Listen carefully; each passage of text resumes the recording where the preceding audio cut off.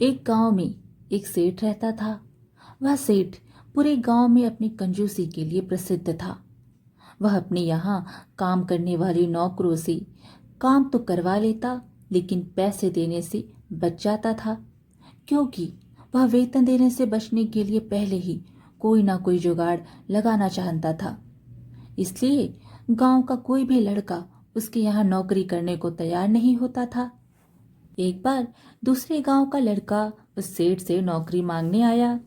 सेठ ने कहा कि मैं तुमको हर महीने 2 रुपए की तनख्वाह दूंगा और दिन में एक बार भोजन करने को मिलेगा, किसी भी वृक्ष का एक पत्ता भरकर। उसके बदले तुमको मेरे घर, खेत और बाहर के सभी काम करने होंगे।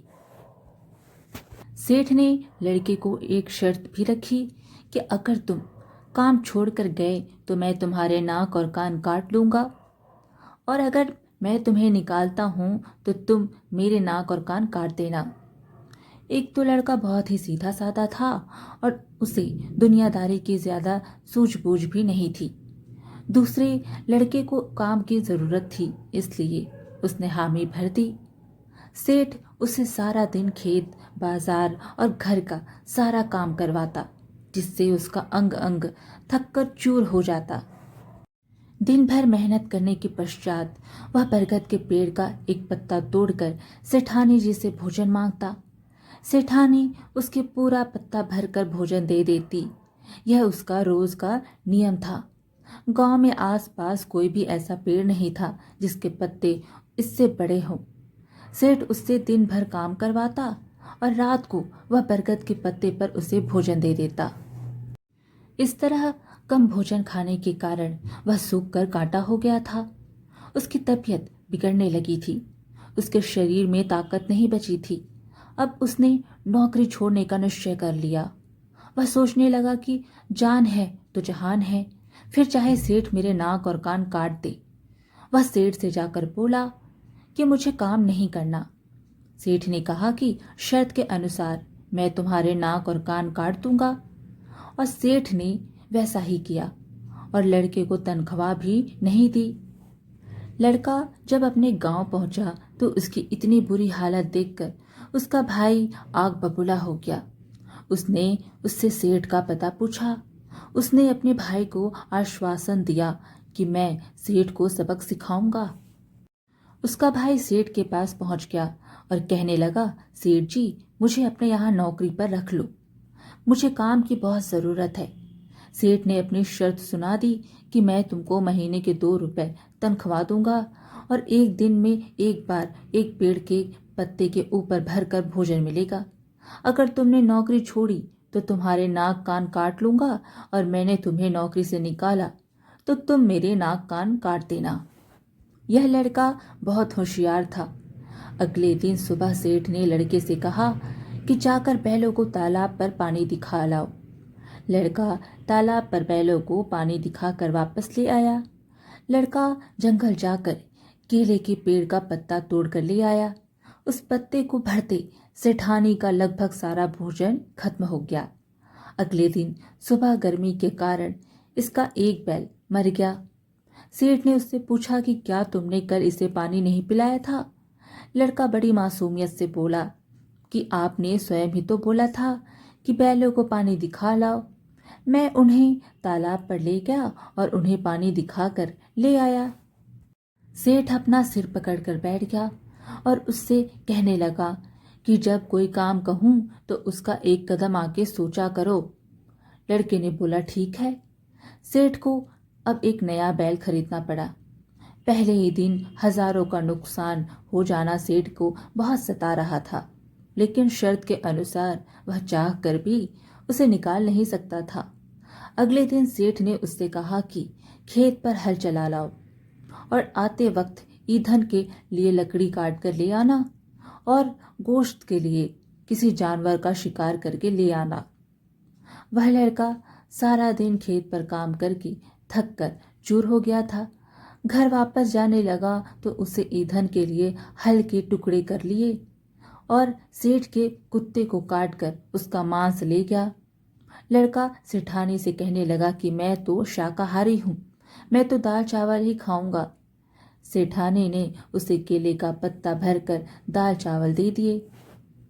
सेठ ने भोजन बनने के बाद जब अपने कुत्ते को आवाज लगाई तो कुत्ता नहीं आया। सेठ ने उस लड़के से पूछा कि कुत्ता कहाँ है। उसने कहा, आपने तो स्वयं ही कहा था कि शाम को आते वक्त शिकार ले आना। मुझे कोई शिकार नहीं मिला तो मैं कुत्ता काट कर ले आया। सेठ को अब अपनी ही रखी शर्त के लिए पछतावा हो रहा था। एक तो यह दिन भर बहुत नुकसान करता था और दूसरे शाम को केले का पत्ता भरकर भोजन खा जाता था। अगले दिन सुबह सेठ ने कहा कि जाओ खेत में हल चला कर आओ। लड़का कहने लगा कि हल चलाने के लिए मुझे हल चाहिए। सेठ ने कहा कि कल तुम ही तो हल लेकर गए थे। लड़के ने कहा कि ईंधन के लिए कल मुझे लकड़ी नहीं मिली तो मैंने हल के ही टुकड़े कर दिए। सेठ अब उससे परेशान हो चुका था, लेकिन शर्त के अनुसार अगर वह उसे निकालता तो उसे अपने नाक कान कटवाने पड़ते। इसलिए हर पल उसकी हरकतें सहन करना उसकी विवशता थी। एक दिन सुबह सेठानी बीमार हो गई। सेठ ने कहा कि जाओ वैद्य जी को खबर कर देना, उनकी दवा दारू से वह ठीक हो जाएगी। लड़का जाकर वैद्य जी को खबर कराया और साथ ही साथ पूरे गांव में खबर फैला देना उसने उचित समझा कि सेठानी मर गई है। पूरा गांव सेठ जी के घर पर इकट्ठा हो गया। सेठ हर किसी को समझा रहा था कि सेठानी जी को कुछ नहीं हुआ, बस उनकी तबीयत खराब होना तो मामूली बात है। कुछ देर पश्चात वह लड़का भी वहां पहुंच गया। वह अपने साथ बैलगाड़ी भरकर लकड़ियां ले आया था। सेठ ने पूछा कि तुम यह लकड़ियां क्यों ले आए हो? साथ में तुमने सारे गांव में यह अफवाह फैला दी कि सेठानी मर गई है।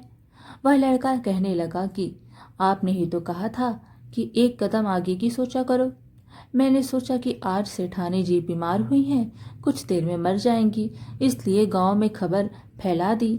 मुझे लगा कि जब वह मर जाएंगी तो उनके अंतिम संस्कार के लिए ईंधन की जरूरत पड़ेगी, इसलिए मैं आपके बाग से लकड़ियां काट ले आया हूँ।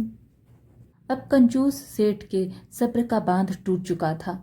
उसने कहा, अब कुछ भी हो जाए, मैं इस लड़के को अपने घर पर काम करने नहीं दूंगा। उसके लिए चाहे मुझे कोई भी कीमत चुकानी पड़े। उसने लड़के से कहा कि तुम दफा हो जाओ। लड़के ने कहा, ठीक है, मैं दफा हो जाऊंगा, लेकिन अब पहले आपको नाक और कान कटवाना पड़ेगा। वह कंजूस सेठ इनकार ना कर पाने की स्थिति में था, क्योंकि पूरे गांव के सामने उसने उस लड़के के भाई के नाक और कान काटे थे, क्योंकि शर्त के अनुसार वह स्वयं नौकरी छोड़कर गया था। अब वह खुद अपने नौकर को नौकरी से निकाल रहा था। अब उसे नाक और कान काटने से कैसे मना कर सकता था? अपने भाई का बदला लेकर वह लड़का वापस चला गया। गांव में हर कोई कह रहा था कि इस लड़के ने जैसे को तैसा वाला जवाब दिया है, तो कोई कह रहा था कि जैसी करनी वैसी भरनी। लड़का अपने गांव पहुंचा और अपने भाई को बताया कि मैं तुम्हारा बदला ले आया हूं।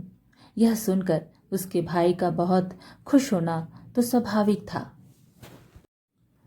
आज की कहानी यहीं समाप्त हुई। वीडियो पसंद आए तो लाइक शेयर ज़रूर कीजिए और ऐसे ही अच्छी अच्छी कहानियाँ सुनने के लिए हमारे चैनल को सब्सक्राइब कर लीजिए। धन्यवाद।